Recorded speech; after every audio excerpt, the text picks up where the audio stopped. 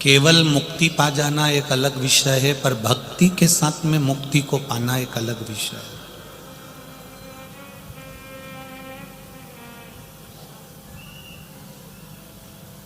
जब हम भक्ति में डूबते हैं और भक्ति में डूबकर अपने मार्ग को प्रशस्त कर कर मुक्ति के पथ पर जाते हैं, तो फिर हमारा जन्म नहीं होता, हमारा मोक्ष हो जाता है। फिर जन्म के चक्कर में हम नहीं। जगत गुरु शंकराचार्य जी जो स्वयं शिव के अवतार हैं, यहां पर संत वृंद भी बैठे हुए हैं।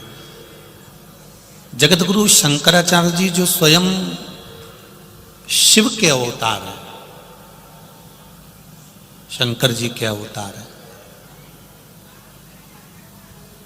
और उनके स्थान पर चारों पीठों पर जो भी जगत गुरु शंकराचार्य जी विराजमान हैं, वो भी शंकर के ही एक अवतार हैं, शिव का ही एक स्वरूप है।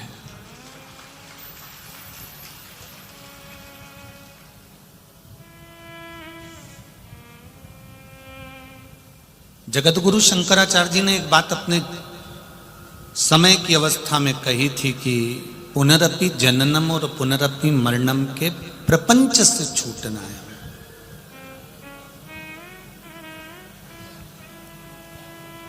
जन्म और मृत्यु का जो प्रपंच होता है, बार बार जन्म ले लेना, बार बार मर जाना, फिर जन्म ले लेना, फिर मर जाना, इससे मैं मुक्त होना।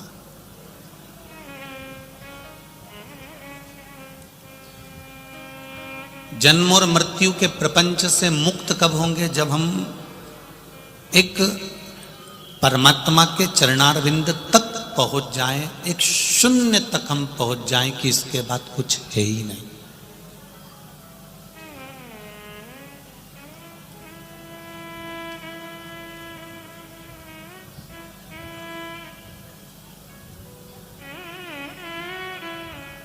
जिस दिन आप शून्य पर पहुंच गए कि इसके बाद कुछ भी नहीं है, एक बार भगवान की भक्ति प्राप्त हो गई, एक बार भगवान का भजन प्राप्त हो गया, एक बार भगवान की शरणागति प्राप्त हो गई, उसके बाद कुछ भी नहीं है। फिर जो संभालेगा तो मेरा महादेव संभालेगा, जो करेगा तो मेरा महादेव करेगा, और जो देगा वो मेरा महादेव देगा। ये बिंदु है शून्य।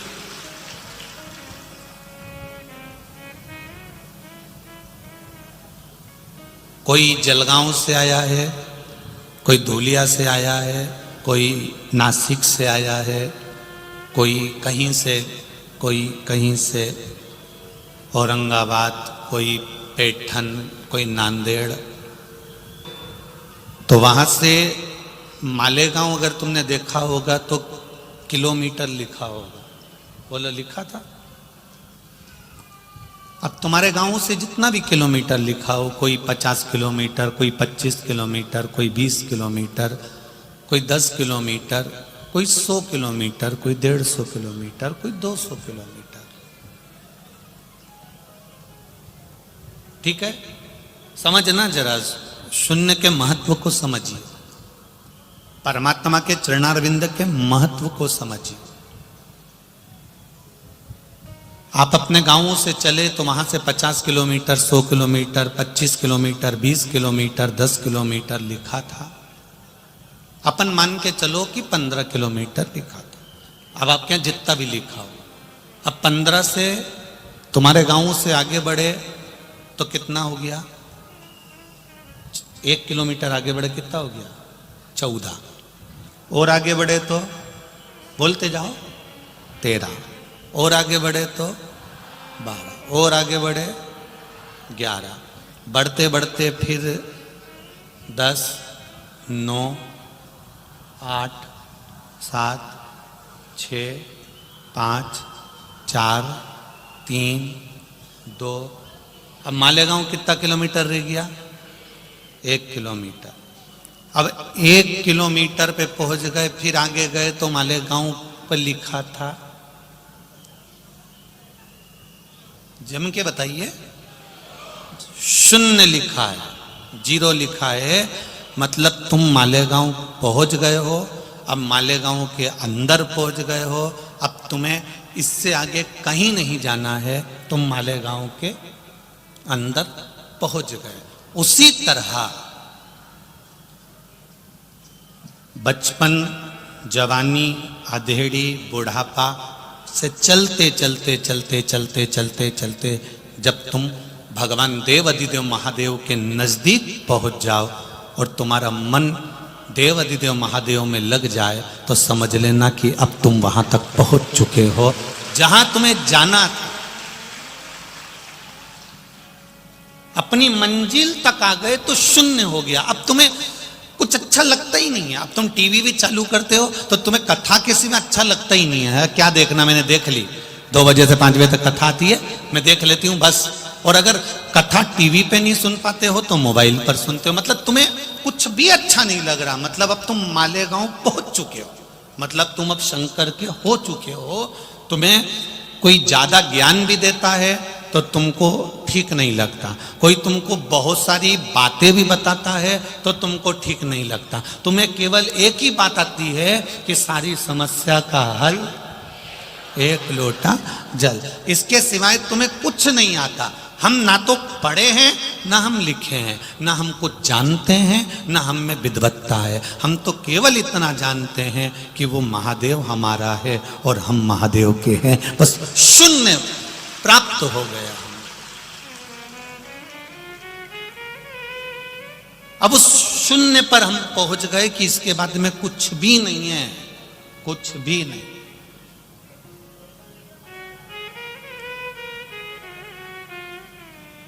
आप राम जी को भज रहे हैं तो राम जी को इतना भजन कर लो कि इसके बाद तुम्हें कुछ नजर नहीं आए, वो राम ही नजर आए।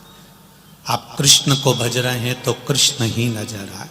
आप दत्त को भज रहे हैं तो मेरा दत्तात्रेय भगवान ही नजर आए। आप स्वामी समर्थ जी को भज रहे हैं तो मेरा स्वामी समर्थ ही नजर आए। आप एकनाथ जी को भज रहे हैं तो मेरा एकनाथ जी ही नजर आए। आपकी दृष्टि में जो समाया है वो आपको नजर आना चाहिए। इसके बाद कहीं कुछ दिखे ही नहीं रहा, कुछ भी नहीं।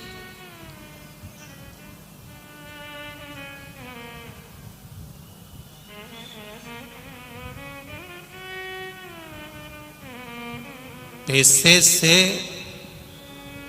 दुनिया के सारे काम हो सकते हैं, सब कुछ हो सकता है।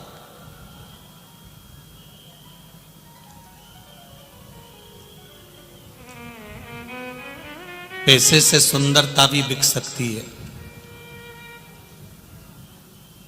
पैसा पति और पत्नी में झगड़ा भी करा सकता है, पैसा भाई बहन में झगड़ा भी करा सकता है, पैसा भाई भाई का खून भी करा सकता है। पैसा एक तुम्हारे धन वैभव को भी बढ़ा सकता है, सब कुछ कर सकता है। पैसा डॉक्टर को दिखाकर रोग भी काट सकते हो पैसे के बल पर। पैसे के बल पर तुम किसी भिखारी को देकर अपने दरवाजे से भेज भी सकते हो। पैसा सब कुछ कर सकता है, पर पैसा तुम्हारी मौत को नहीं टाल सकता है।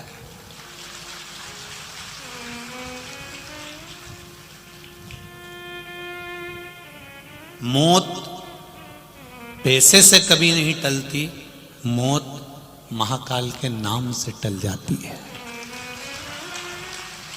अकाल मृत्यु वो मरे जो काम करे चंडाल का, और काल उसका क्या बिगाड़े जो भक्त हो महाकाल का। पैसे से तुम दुनिया का सारा सुख खरीद सकते हो, पैसे से आप सारा वैभव खरीद सकते हो, पैसे से कुर्सी भी खरीद सकते हो, पैसे से आप राजसी सत्ता भी बना सकते हो, पैसे से बेटा बेटी को ब्याह भी कर सकते हो, पैसे से भोजन भी ला सकते हो, पैसे से दुनिया की सब चीज खरीद सकते हो, सुंदरता भी खरीद सकते हो, मल्टी गाड़ी, जहाज, हवाई जहाज, पैसे से उड़ भी सकते हो, पैसे से पानी में चल भी सकते हो, पर पैसे से तुम मौत नहीं खरीद सकते कि मैं नहीं मरूंगा, ये 2 लाख रुपए ले और मेरी जगह दूसरे को ले जा, ये कभी नहीं हो सकता। पैसा दुनिया का सुख दे से आता है। पैसा लगाने वाला पैसा लगाता है, परिवार वाले सेवा करते हैं, तब उस जगह पर अलमारी में रखा हुआ धन काम नहीं आता। उस समय तुमने जो पुण्य करा होता है, तुमने जो सत्कर्म करा होता है, किसी भूखे को भोजन कराया, किसी प्यासे को पानी पिलाया, किसी की सेवा करी होती है, फिर वो तुम्हारा करा हुआ पुण्य उस वेंटिलेटर पर काम आता है और तुमको बचा कर लिया आता है। वो पुण्य वहां काम आए।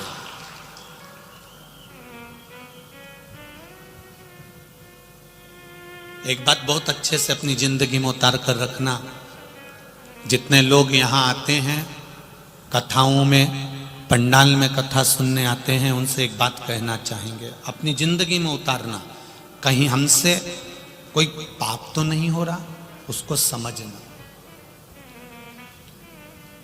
महेश्वरी समाज ने, अग्रवाल समाज ने, सेन समाज ने, धोबी समाज ने, पाटीदार समाज ने, कहीं पाटिल समाज ने, सबने खूब भंडारे चले, मान लो खूब भंडारे किए।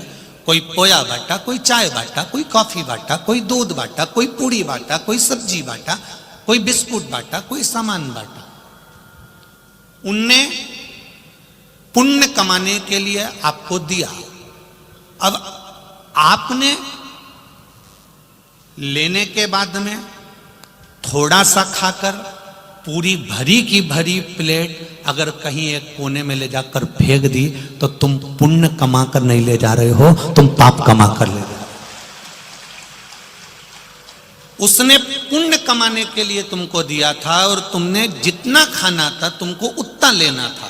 बोल देना था साहब मुझे 1 पूड़ी दो, मुझे 2 पूड़ी मत देना, साहब मुझे इतना सा चाय दो, मुझे ज्यादा चाय मत देना, फीकेगी उसमें मेरा पाप मेरे साथ जुड़ जाएगा, मुझे नहीं चाहिए, मुझे ज्यादा नहीं चाहिए, मुझे थोड़ा दो जिसमें मेरी पूर्ति हो सके। साईं इतना दीजिए जामे कुटुंब समाए, इतना दे दीजिए बस कि मेरा पेट भरा जाए और मेरे साथ वाले का पेट भरा जाए, ज्यादा नहीं। ज्यादा दोगे मैं फेंक दूंगा, इधर उधर पटक दूंगा तो वो दिक्कत दे जाएगा। हम शिव कथा सुन रहे हैं और अन्नपूर्णा महारानी का अपमान कर दें तो शिव की कथा का कोई लाभ होगा क्या? बोलो, जम के बोलो जरा, नहीं होगा। खिलाने वाला खूब खिलाएगा। मैं मालेगांव की इस पावन धरा को नमन करता हूं और यहां के लोगों को नमन करता हूं, खूब खिलाया। सुबह 5 बजे से चाय बटना चालू होती है, 12 बजे तक चाय चलती रहती है। नाश्ता क्या, भोजन क्या, खिचड़ी क्या, बिस्कुट क्या, टॉफी क्या, फ्रूटी क्या, पानी की बोतल क्या, पानी के पाउच क्या, कोल्ड ड्रिंक क्या। ये भी जाने दो, जिन जिन के पास झोले नहीं थे तो झोले भी बांट, झोले भी गाड़ी भर भर कर लेकर आ रहे, झोले बांट दिए। जिनके पास कम्बल नहीं थे उनको कम्बल उड़ा दिए, जिनके पास बैग नहीं था उनको बैग दे दिए। क्या क्या नहीं दिया मालेगांव वालों ने। धन्य है, धन्य धन्य है।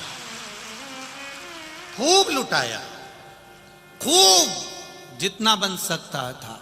और रात्रि को सोते सोते सोते सोते तो मालूम पड़े कि दूध की व्यवस्था कर दी। आधी रात को सबको जगह जगह कर केसर का दूध पिला रहे हैं, गिलास भर भर के दूध। ले साहब, साहब दूध पीजिए, साहब दूध लीजिए, सब दूध पीजिए। वो कहे ये मीठा होगा, हम अब भी फीका लेकर आते हैं। वो फीका ला कर दे दिया। धन्य है मालेगांव की धरा, धन्य है आप सब। और ऐसे धन्यता में दूंगा,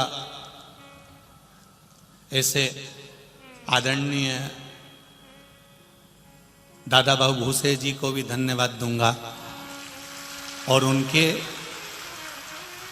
ये वो अग्रवाल जी जिनके हम ठहरे हैं, आशीष जी अग्रवाल जिनके हम कल 5 मिनट गए भी थे, सबको साधुवाद बहुत बहुत दूंगा कि कहीं ना कहीं पूरी समाजों ने, सेन समाज दाढ़ी कटिंग कर रही है, 2-2, 5-5 हजार लोगों की रोज दाढ़ी बना दे रहा है। गजब, क्या टेंट लगाया उन्होंने आलीशान और चल रही है दाढ़ी। धोबी समाज ने कपड़े धोने के लिए अपना स्टॉल लगा रखा, देव प्रेस, धन्य है साहब। चर्मकार समाज जूते में कील ठोक रहे हैं, सिल रहे हैं, धन्य है साहब। और जिस क्षेत्र में कथा चल रही है उस क्षेत्र के आसपास में जो मांस का व्यापार करते थे, अंडा बेचते थे, उन्होंने 7 दिन मांस और अंडा नहीं बेचा, उनको धन्यवाद।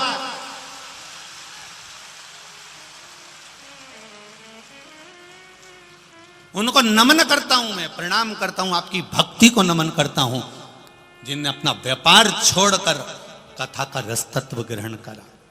आदरणीय भूसे जी को मैं साधुवाद देता हूं, आपकी धर्म पत्नी, आपके बच्चे, आपकी बहुओं को, धर्म पत्नी अनीता माई जी रोज भोजनशाला में रात्रि के समय भोजन पूड़ी बेलना, बनवाना, व्यवस्था संभालना और रात्रि को यहीं पंडाल में सो जाना और सवेरे फिर घर जाना, फिर स्नान करना, फिर पूजन में। और इनके पुत्र आविष्कार, उसको भी मैं साधुवाद देना चाहूंगा। रात रात भर लगा रहता है और रात को यहीं कुर्सी पर सो जाता है, सुबह फिर चले जाता है। साधुवाद था। ये रंगोली बनाई मेरी बेटियों ने, 17 घंटे इस रंगोली को बनाने में, रात भर रंगोली बनाते बनाते सुबह तक रंगोली तैयार करी। 17 घंटे इस रंगोली को बनाने में लगाया मेरी बेटियों ने। 17 घंटे लगातार रंगोली में लगे रही मेरी बेटियां, 17 घंटे। क्या मालेगांव की धरा ने क्या दिया है और क्या इतिहास रचा है, ये मालेगांव भी नहीं सोच पाया। साधुवाद था।